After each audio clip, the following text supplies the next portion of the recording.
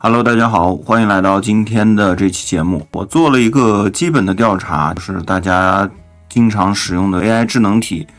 是什么？有很多小伙伴都是一起在用的。我们可以看到，这些目前都是比较主流的 AI 智能体，包括 OpenClaw， 还有 Hermes、Codex、Cloud Coder。这四个从数据上来看呢，我们开源生态下的 OpenClaw 呢还是占据比较大的一部分，也有可能是根据我频道的一个成分来决定的。然后我们可以看到闭源的 Cloud Coder 这边占比还是比较高，然后 Codex 目前我看这个势头会比较好，而且有很多小伙伴都转战，因为它对于国内来讲会比较友好一点。然后早期的话，我们是用的命令行 CLI 的那种使用这个 Codex。其实目前 ChatGPT 呢，不光是写代码能力很强，包括我们文生图的能力也是非常强的。目前 GPT 的账号溢价特别高，然后价值感拉满，什么含金量还在不断的上升。GPT 在多模态层面上已经是碾压趋势了，是自从这个 GPT Image 2出来以后呢 ，GPT 的这个账号就疯抢了，因为很多小白呢，简单的说一些提示词，就能出大片级的图片。很震撼的。龙虾的作者不是也到那个 OpenAI 去了吗？ Codex 呢完成度那就是非常高的，就是商业级的水准，就不像龙虾那么不稳定。当然它也会有多少的稳定性，那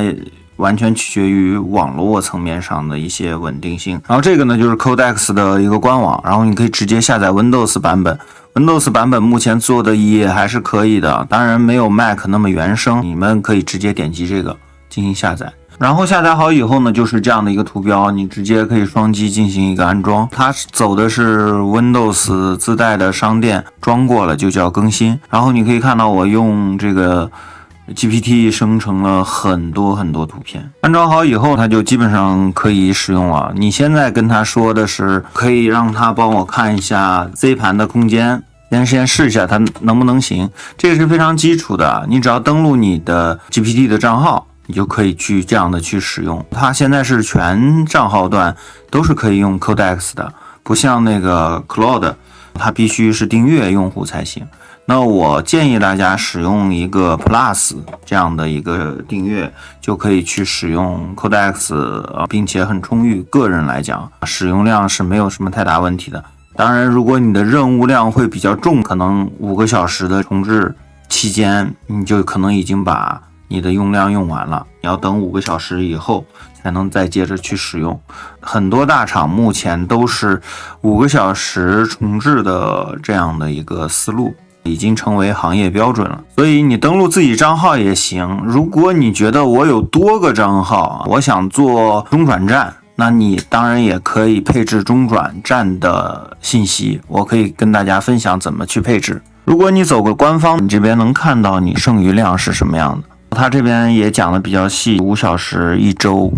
这样的一个用量还有多少。如果你发现各种超时呢，我们尝试重新登录一下。它现在已经开始帮我们去查了，它这种交互体验还是非常好的，比 CLI 终端上要显示的更好，而且它这边还可以支持上传图片，它就帮我找到了，我现在已经用了600多 G 的，还剩200，这些都是比较简单的，我们可以对照一下，可以看到它的一个判断是没有问题的，它真正意义上是能到你电脑上去看东西的。还有一种做法，你可以框定它在某一个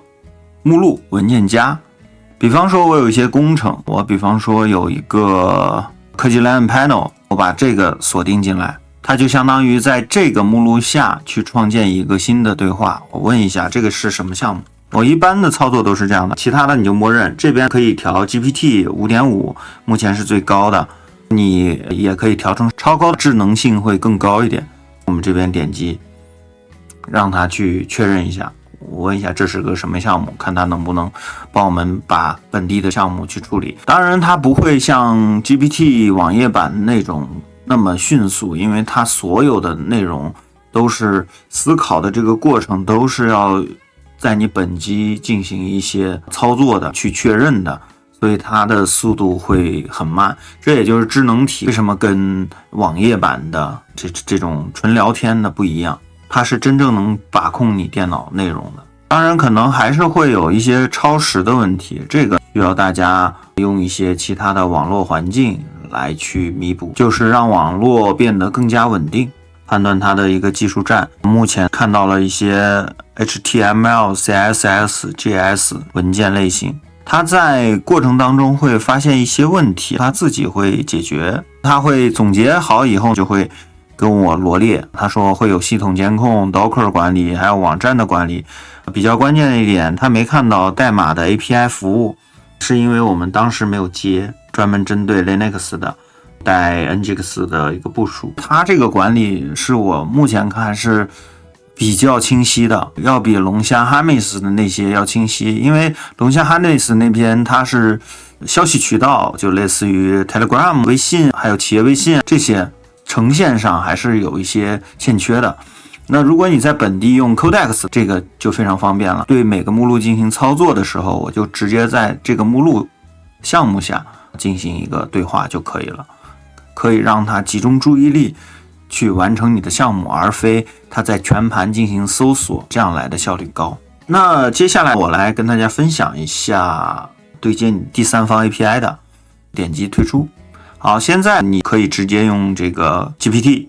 你的账号进行登录，但是这样的只能登录一个账号的额度。你用这个 CRI per se API 或者用这个叫什么 Sub2 API 中转服务，你都可以，就会包含我所有的这一类的模型。它甚至可以在 Codex 里头去使用 Claude 的 Opus， 我们的 Gemini 也都是可以去使用的。可以看一下额度，一个是团队号，一个是 Plus， 那我们就可以让两个合并。我们需要先自己搭建一个这个，依然使用莱卡云的服务器来给大家做演示吧。把这个服务先搭起来，你们可以到它的官网去看，它将香港、日本、韩国主打的海外层面的，国内当然也会有很多，每个月这边都会有一个优惠活动，你可以去看19.9元的优惠，就是我们搭建类似于中转这样的一个服务，就可以绑定你多个 Codex 的账号。我们需要运行科技蓝的一键脚本，科技蓝的脚本你就记住这样的一个命令，这样的一个网站，你复制进来，它就会自动跳转到你符合浏览器语言的这个网站，然后你复制一下这个代码，然后右键进来回车，然后它就来到这样的一个页面。这样一个页面我们选择11，选择 CRI per se API， 你就直接选择它。我们选择1，让它直接进行一个安装，默认端口，它就会去拉取官方的安装方式。这边你输入一个登录密码，这个登录密码是不会显示的，输入完以后你就直接回车。这个密码你要记住，这样我们就可以去使用，去登录到它的后台。对，我们用这个地址点击登录到首页，你把这个复制一下。这个是作者他故意为之的，它是分离的。那现在我们就来到这样的公网地址，其实你就可以作为 API 的 URL 进行使用了。当然我更建议大家去使用域名，因为 HTTP 它没有证书相关的，安全性可能会差一点。我们把刚才我们在那边输入的密码输入进来，给它记住密码，点击，这样它就登录到后台了。你要做反向代理，找到你的 Cloudflare， 你买一个域名接管到这边来。Cloudflare 它就是一个域名接管商，并且带 CDN 的边缘加速的，个人玩家是非常推荐的。所以你要自己做中转站，就要比那个纯 Codex 那边要更进阶一点，更麻烦一点，但是你的用量就会更多一点。选择一个域名，我这边都已经绑定的，如果你没有绑定，你直接点这个添加去连接你的域名。你也可以直接在 Cloudflare 这边注册域名，我们这边就直接找个 XYZ。它现在这边改的已经面目全非了，我已经感觉不出来了。这边有个记录，记录里头我们把这个添加，我们添加一个 A 记录，就是 IPv4 的。这边我们给它一个什么？给它一个 CRI， 对 API， 这样好吧？最后的格式就是 CRI API 点 XYZ。地址我们就填莱卡云的地址，莱卡云的地址就是把它复制一下，贴过来，把这个删掉，把后头的端口号也删掉，就纯 IP 地址。这边关掉小云朵，因为开小云朵如果大家不会设置，会导致你这个中转站用不了。回头我再跟大家分享如何去把防火墙相关的去关掉，让开 Cloudflare 的时候你也能去使用。OK， 现在呢我们就点保存，那我们就解析了一个 CLI API 的这样的一个域名到我们来看云的这台机器上。解析好以后，你直接这边输入5，我把你刚才解析的那个域名粘贴过来。好，你可以看到这样的格式没有问题，也回车就行。它就会去给你装 Nginx， 如果你没有，会去把这一套全都给你装上，你就可以用域名访问你这个中转站了。访问中转站用域名好处就是安全带证书，所有互联网标准化，用 IP 你再加证书会不推荐，不是最佳实践。好了，我们 Nginx 已经装好了，现在它在拉取这个证书的容器来为我们申请证书。有小伙伴申请证书申请不下来，很有可能就是你的防火墙的问题。那我这边一路畅通，没有问题了。好了，那这时候我们再点这个，我们发现这个好像跟我们 IP 访问的时候是一样的，那没错了，反向代理成功了。一样也要加这个 HTML， 这个地方要注意，这个地方一个斜杠，这边井号不要了，就直接这样的域名的方式。我们已经来到了我们的后台，依然保存我们的密码，我们输入刚才设置的密码。好，这样我们就登录进来了，这是最佳的一个形态。我们就可以在这边，我们在设置这块，你把这其他的都删掉，这些都没用的，点击这下头的保存，点击确认。我建议全删了，我们建议自己再创建一个新的，生成一个新的 key， 这个就是你到时候去用的，你先保存一下，点击对勾，点击确认。通过这个登录来去登录你的 Codex 或者登录你的 Anthropic 的反重力的Gemini CLI 的等等，这些你都可以去登录。常用的就是 Codex 我们点击登录一下，我们这边输入一下我们刚才的 Plus 账号，这个是团队号，我们先加一下。好，把这个地址复制出来，回调到这边，回调到这个里头，点击它就可以加进来了。好，那我们添加了一个，对不对？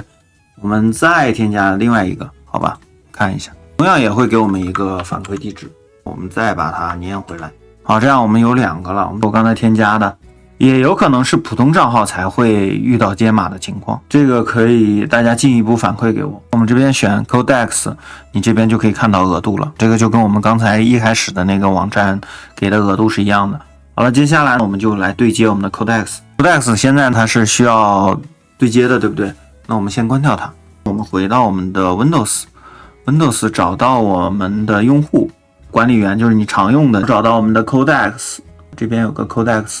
那基本上是要这2个文件啊，一个是它的配置文件，一个是你的 key 存放文件，这2个文件你都把命名命好。我们把它先删掉，把这个地址拿过来用，粘贴进来，改成你自己的。当然这个呢就会比较麻烦一点，但是如果你搞好了，那就非常方便了。这是唯一的，这边的 GPT 你可以调成 5.5， 关掉，把这个改一下，往下拉，把这个复制一下，这个就是我们刚才生成的，右键进来。有 Codex 可能你接第三方就会像这样的麻烦一点。对，我们确认没问题，把这2个文件复制出来，直接粘到这边来，把它覆盖好。覆盖好以后，我们再登录 Codex， 回车。它没有退出干净，要退出干净的，要不然它可能还是会存在一些问题。好了，接下来呢我们就进来了。我们接下来进来的就非官方的了，我们试一下，先把这个沙盒开启。你看它这个速度要比你从官网那边要快很多，所以有条件的小伙伴，就像我们今天这期对接中转站 Codex 那2个配置文件的方式，我会放在博客上，小伙伴们到时候自取或者私我到时候发大家也行。他为什么会到网页中搜索？他说已经不是官方的 API。 好了，那就很简单了，他告诉我们其实指向的是我们这样的一个地址，这是我们刚才创建的那个中转站，那现在用的其实就是我们中转站。那我们回到中转站看一下我们这个配置文件，选择 Codex， 然后我们可以发现我们这边有小绿点，就表明我们当前这个是已经在使用的。如果你走第三方，那这边就不会显示用量了，它可以告诉我们已通过 API 方式来登录，所以无缝对接的。你也可以让它去使用其他的你这个站点的其他模型，可能都在这个地方能看到。如果你接什么反重力，接什么 Protocol 那边你都可以去这样的去使用。好了，这就是今天要跟大家分享的 OpenAI 旗下的 Codex 的使用方法，用官方的，并且讲了用第三方自己自建的这种中转站的方式，自建中转站方式可能会速度更稳定一点，官方由于网络原因可能会稍慢一点，但是日常使用应该没什么太大问题。那欢迎大家的收看，我会把相关的内容、相关的配置都给贴上去，大家可以直接复制去直接使用，好吧？那欢迎大家收看，那我们下期节目再见，拜拜。